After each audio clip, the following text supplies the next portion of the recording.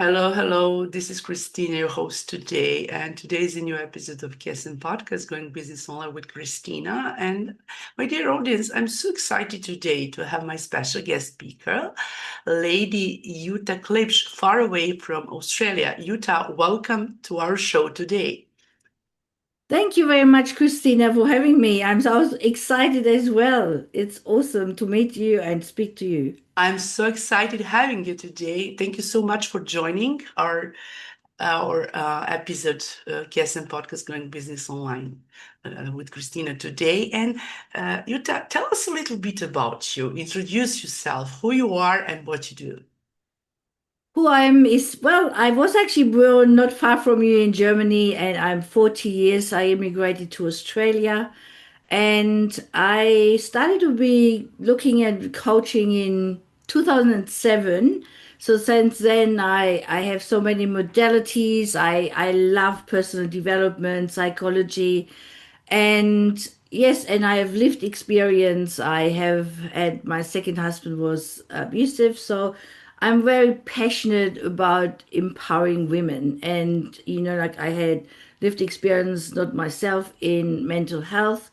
So yeah, I'm really, really passionate about empowering people and be the best. And like as you can see, my tagline sort of thing is stop spinning and start rising. So I probably last year, 2 years ago, I started to really be interested in women 50 plus and support them to find the passion, to live their passion. And my really what I'm passionate about is as well, don't die with your music still within you. That's interesting, and you mentioned you started 2006, 2007, Yeah, seven. yeah. And how was in that time to coaching is very so popular, in all around the world, and many people who just cut off their business or are coaches or just they just run some kind of education to be coach. And I would uh, to share with us about you. This is some kind of background and what triggered you to start that business, to start that industry 2007. Yeah, that is an interesting question because you're actually right. The coaching just started around that time, and I think I was one of the first intake of that coaching school. What I actually wanted to study psychology, and I did my VCE, which is like a year 12 Victorian education certificate. When I was 38, I had two little kids, and I went 2 years to school, and I got a space in university, but I couldn't. I decided not to do it. It was too far away. Two little kids. My support was 18,000 kilometers away. I was a single mom after that abusive marriage. So I couldn't do it. And then I found coaching and I said, well, that sounds really good. That was the alternative to studying psychology for me. And I always it's funny because if you would ask me what did you want to be when you were a child, I wanted to be a Christkind, which is the German version of Santa Claus. And because I wanted everybody to be happy, and yeah, so I think it's just in me that I want to help people and see people happy. And in that way, when you mention maybe you run your dream job, I mean, in some way, because do you think that is I think that this question will be fit for you, just to just how you started your coaching as a Yeah, single I mom. mean, I did parallel. I still had my job. I mean, when my kids went to school, I started to work in an office, and I was in my office job for 19 years. So I went parallel, coaching and doing many many courses and increasing my knowledge and my skills. So in 2021, at the end, I actually quit my job, and since then I just do coaching and still learning. I think we never stop learning. So and yeah, it's a process, and I think especially about coaching, when you have lived experience, it's so much easier because you can really relate. And for me, coaching is actually an art. Yes, it's art. I agree with you Yeah, 100%. It's yeah, really art. yeah, And who, you mentioned that you are a women empowerment coach. Can you share yes. it with us?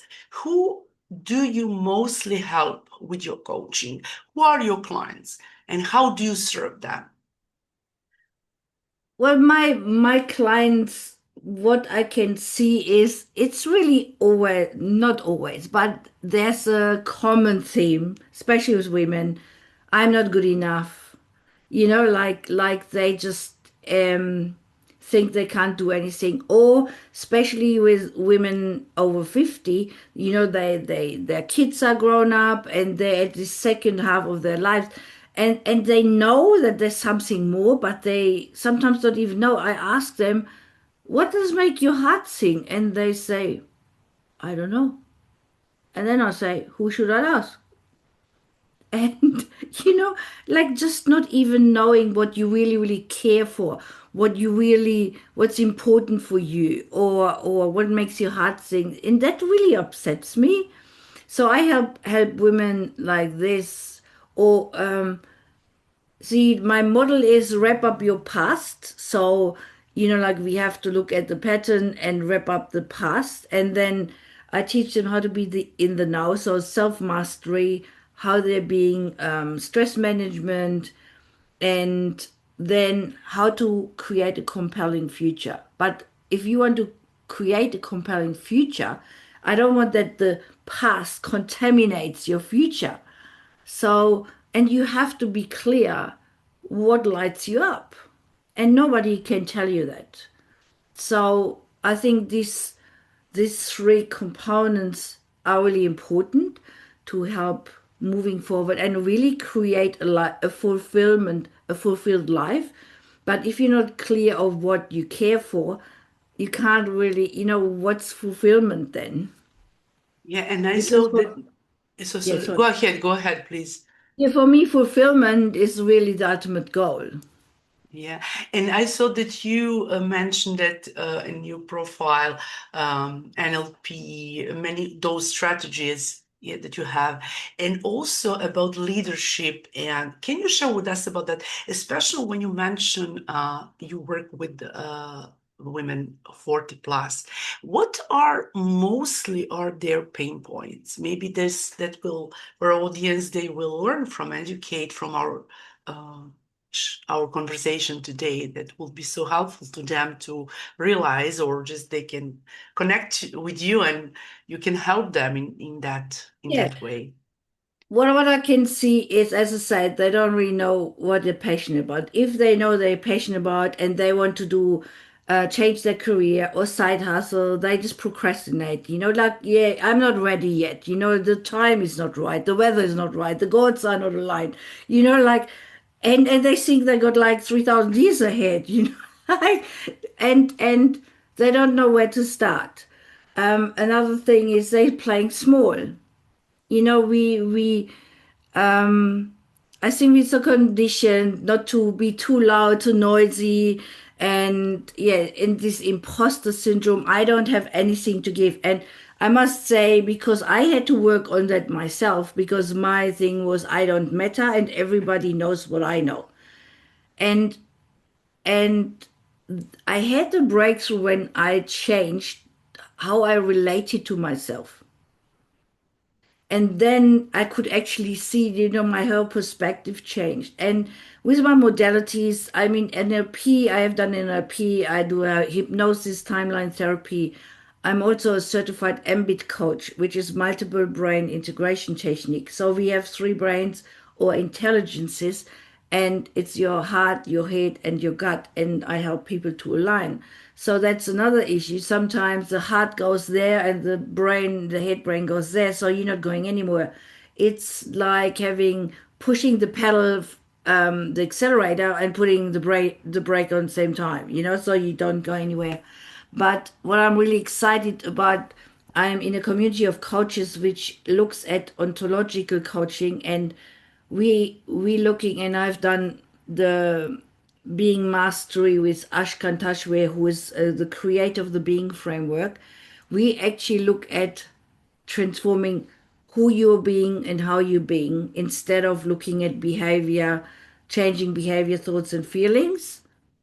So, and that is really profound. It gets even deeper. So, when you look at feelings, behavior, and thoughts, which is obviously it works as well, but it's like putting water like on the leaves, but looking at your being, you put water on the roots. So it's a whole different game. Yeah, and I really love that modality at the moment very much. I think it's, and you get deep when Mm. you wanted to connect those, as you mentioned, gut, brain, and heart. Mm. Sometimes from my with talking to many my guest speakers, and there are some similar coaches. What you do, because we are all authentic and we are all different. But as I said, that people and entrepreneurs and whoever, they want something, they say it, but when you mention okay, and then say and have more excuses, as you said, and I think that they need coach to move them forward, to help them to understand what they really need. Well, coming back to the being framework again, we like the we actually measure aspects of being. So the top one is awareness. So first you have to be aware, and then the we have a awareness triangle, then there's vulnerability and authenticity. So you cannot be authentic if your score in vulnerability is low. So because we have this front and this guard up, so we can't really be authentic. And you see, like, I can see that what I really, really love is to be authentic. And people say, actually, Jutta, you're so authentic and genuine because, especially in today's world where there's so much superficiality and I really believe that being authentic, imperfect, and like really accepting our imperfection is going up in value, especially also when you're in business, because all this AI and superficiality, people sort of, I think, I mean, I speak for myself, they get sick of it. This perfect everything, you know, But I and really real like things. much more authentic and Ah, organic.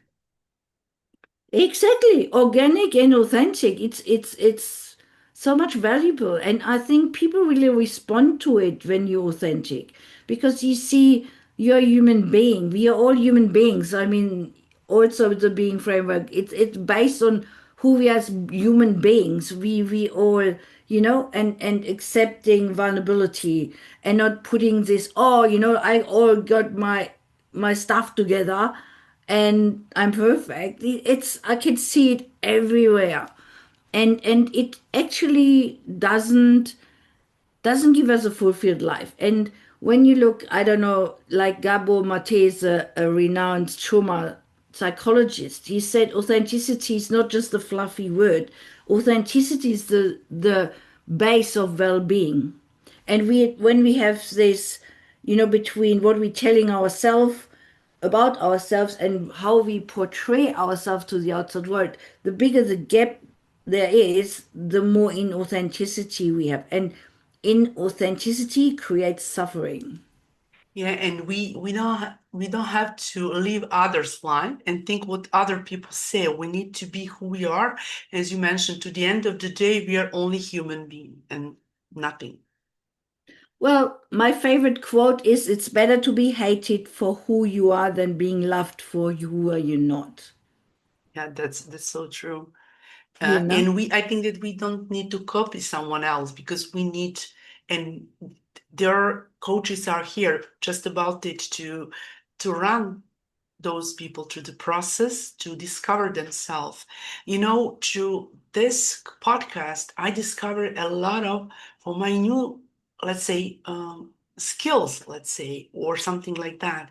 And this is value. This is beauty, like that people always have to, and they have something inside of them. So their uniqueness. But I always say you are the greatest gift. Like we all have gifts, and like if Mozart and Picasso would have thought, "Oh, I'm not good enough," like we wouldn't actually have their art and their music. It's inauthentic that you're not good enough.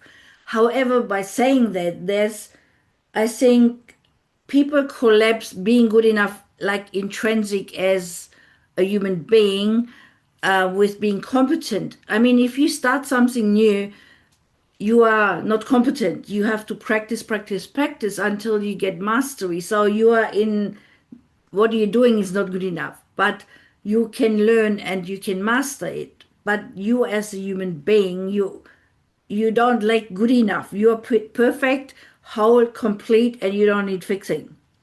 Yeah, this is so true. And when you work with your clients, how what are their pain points and how do they feel after working with you? Do you work one-to-one? Do you work online, offline, just for our audience? Like, do you work Yeah. global in some way? Because, in online world, we can work from everywhere with people with Yeah, all around I the I world. work globally because we got Zoom, and I mean, if COVID did something good, it's like, we can actually reach out more in Zoom, and so we can do that. I do one-on-one, and I mean, I just have, for instance, a client. She's probably 50 plus, and she's, I would say, my perfect client because she's very much, and I really like that when people, women, whoever, when they have this thirst to transform and they don't have excuses anymore and not in this victim mode, they take responsibility and they just have to polish facets of their diamonds, and I've done hypnotherapy and embraining, and she, yeah, and it's just so beautiful for me. That's bliss to see the transformation and the aha, and then in her being, and every time I coach her, I can see the transformation. And yeah, as I said before, mainly it's I'm not good enough, like not scared to speak up, and confidence. And I mean, confidence is always said, I heard it years ago. Confidence is actually not a prerequisite of doing something, it's a reward for going on the court. And I'm very much of going on the court and not, like we can ignore, acquire so much knowledge and stuff and new courses and this, that, and that. But if we don't apply it, as it's not doing anything. So you have to go in the court. And I actually just did a post on Facebook and I said, transformation is not fluffy. It's not like, like women's circle and meditating and singing Kumbaya, my Lord. It's really good, and it gives you this relief and comes back to, but real transformation is uncomfortable. You have to say your no's when you have to want to say and you feel uncomfortable. You have to set your boundaries. You have to stop people please. So putting into action, it's not easy. It's uncomfortable because it's new for us, and we have to come out of this comfort zone. And then there's another comfort zone we have to think, like if you want to learn public speaking, you can't read it in a book and say, "Oh, yeah, I know how to public speak now." You have to do it. And when you mentioned that, we can get back and the start of this show today that people have excuses. If you put in that, and you need to do practice and practice, and this is the best way to start something new and do transformation. Either that you want to transform to start your own business journey, which is Kes and Podcast so dedicated to global space, like for people who wanted to spread the word about their business, or just we wanted to transform your life, like from as a single mom or many other, traumas or whatever those clients have in their life. Well, like a lot of things is how we relate to fear. And that's in my being profile as well. We measure your relatedness to fear. And fear is actually necessary because it keeps us alive. But we have a lot of irrational fear, like what other people think, la la la la. And you see, like one acronym for fear is false evidence appear real, which I never liked. It's boring. So I actually made up my own, and it's fun, experiment, adventurously run. So everything is an experiment. I look at it, okay, and after I did it, I get feedback if it's good, bad, if I have to change it. But if you don't do it, then you never know. And the practice, even coaching, if you want to be a coach or you are a coach and you want, the only way you get better at coaching is to coach. And to do the business, have clients, practice, Yes, yes. start with your family, with your neighborhood, whoever, maybe just start with something. Yeah, and get testimonials. I mean, I started like this. I did a lot of free stuff and pro bonus, and then you get testimonials, and it's one step after the other. And you you can have like the big goal and la la la la. But the thing is, like I'm a pretty big chunker, but and like me, I don't like the little steps, but they're important. You have to do the little steps.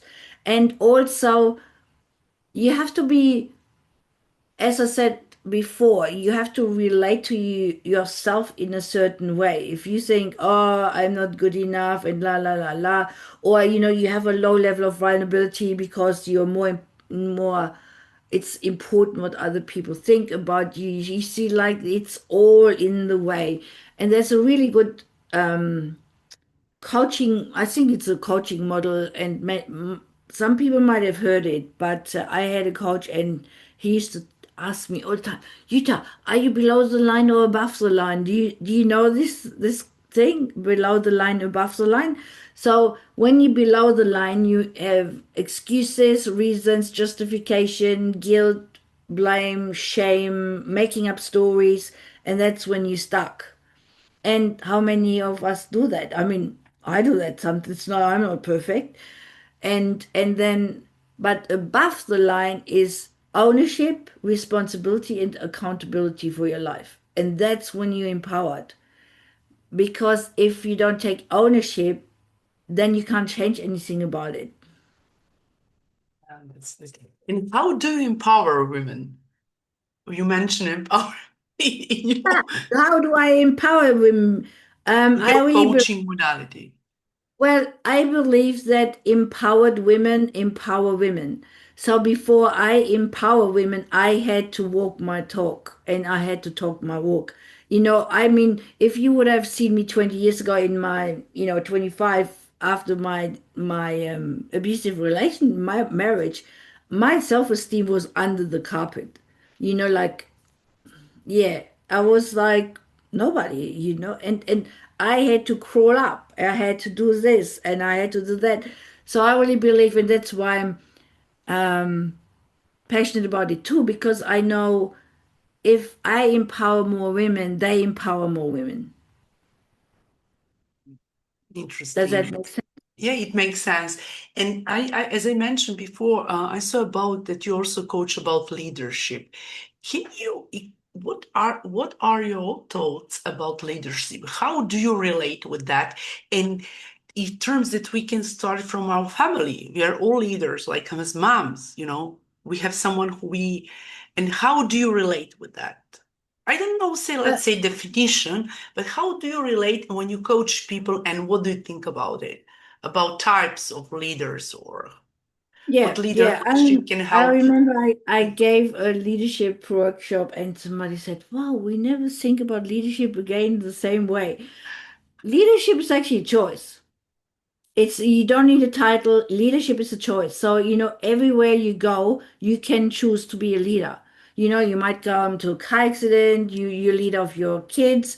So it's a choice. But it's interesting because the being framework and the being profile I'm doing It's actually in the context of leadership, effectiveness, and performance. And so you can use it in a team or you can use it individual, but it's based on how you're being. So leadership is how are you being, and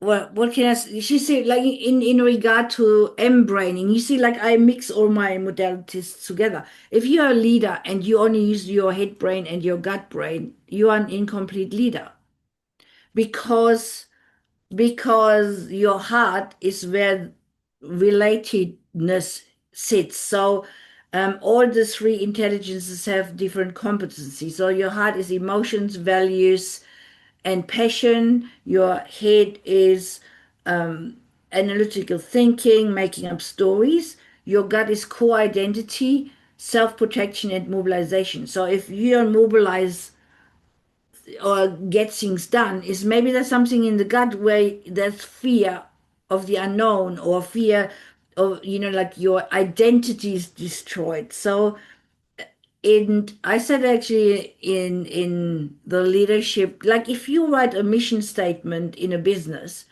and it's coming from your head and people don't engage in it and follow it, it's because it's not written from the heart. Because the heart is where the relatedness sits. Does that make sense? Makes sense a lot. Thank you. Thank you for Yeah. sharing that. Yeah, and also if you have in your team you have somebody they have like a heart issue, like I don't know, they go through divorce and you're trying to sort it out in your head, never works. And that's where this in the being framework comes because we're human beings. And I see in corporate setting they call it human resources. I mean, ooh, we are human beings, we are not resources. And like coming back to this level of humanity and looking at how we relate to fear, how we relate to anxiety, to vulnerability, and being clear what we really, really care for. Because if we care for everything, we care for nothing. Mm. And responsibility is for instance, the being profile is all non-judgmental. We have a distinction, a healthy relationship and an unhealthy relationship to this quality. And the responsibility says it is nothing, has nothing to do with blaming or shaming whose fault it is. It is that we are an autonomous person, an autonomy, an autonomous person, human being who is able to respond. Responsibility. Yeah, and in that way, when you mention leadership, there are people that this leader is not only just a leader of the team. That person just need to discover in those people, employees or whoever, to help them to discover their skills, for example, to help them from their heart and to Yeah. connect all those things, what you mentioned. Yes, and acknowledge people. Like many people say, oh, you didn't do this right, blah, blah, blah, blah.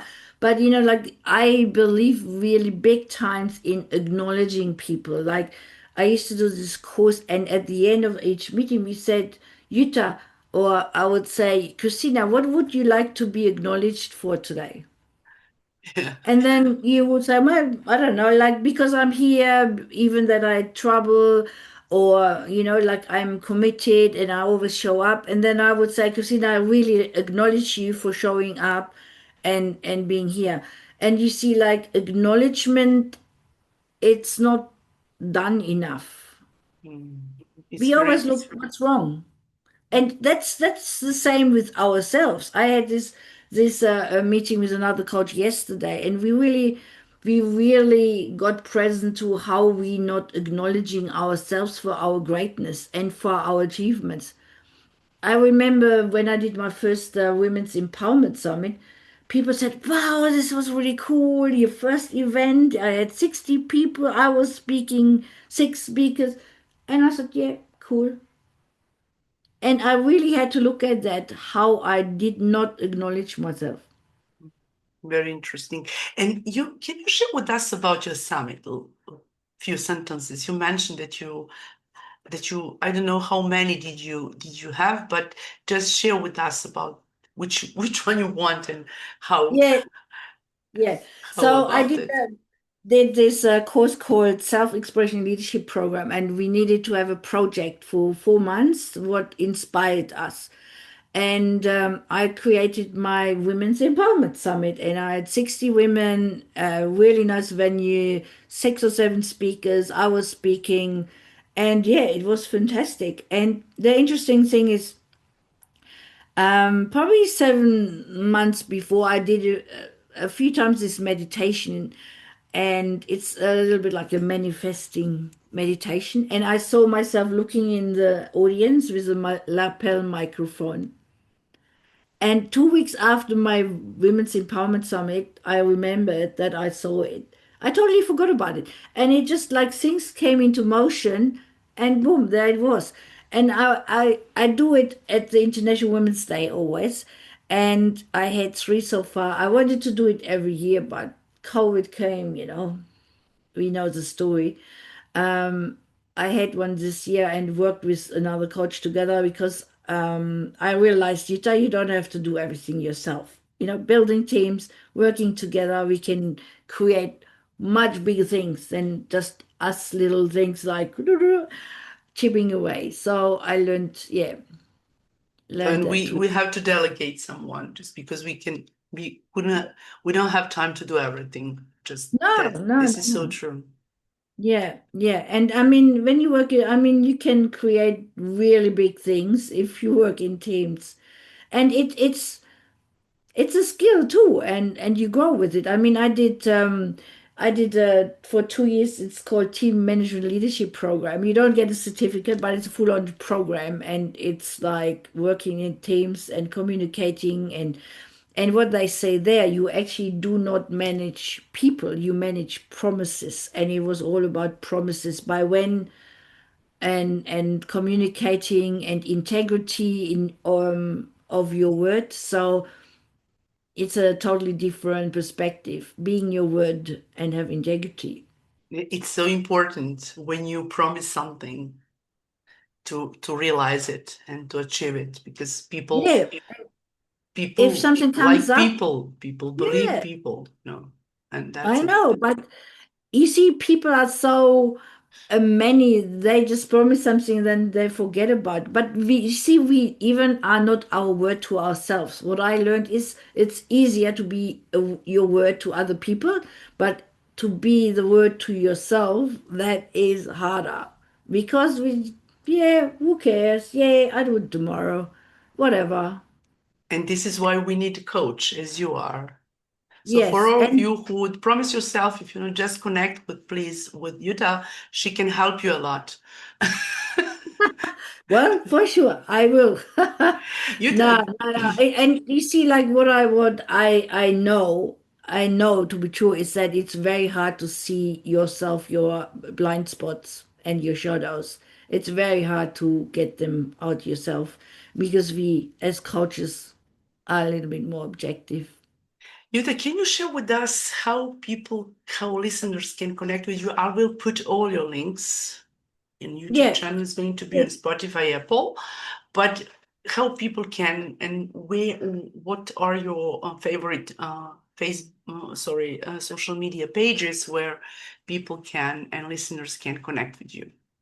Yeah, thank you. Yeah, I'm on Facebook and my Facebook name is just Jutta Klipsch. You can connect with me there. I'm on LinkedIn, not so much on Instagram. You can go on my website and ask, like put a comment in. It's at the moment I'm revamping it for with my new nice colors there. And but yes, I'm just DM me, send me an email. I'm always happy to help or have a chat. And yeah, just connect and we can have a chat and how I can help you and what way and where you want to go, identify what you even want. It's yeah. That's great. I'm very approachable, I would say. That's nice for our audience. And yet, before we ramp up our call today, our show, I always ask my guest speakers what would be a message for audience if they're, as we had, if they have imposter syndrome, or if they have, they wanted to start something, but they, they are shy, they're stuck. They wanted to start their own business journey, but they didn't know, and they say, okay, I would love tomorrow, or just what would be like a message to encourage them to start their own business journey or other things in their life? We need your gift.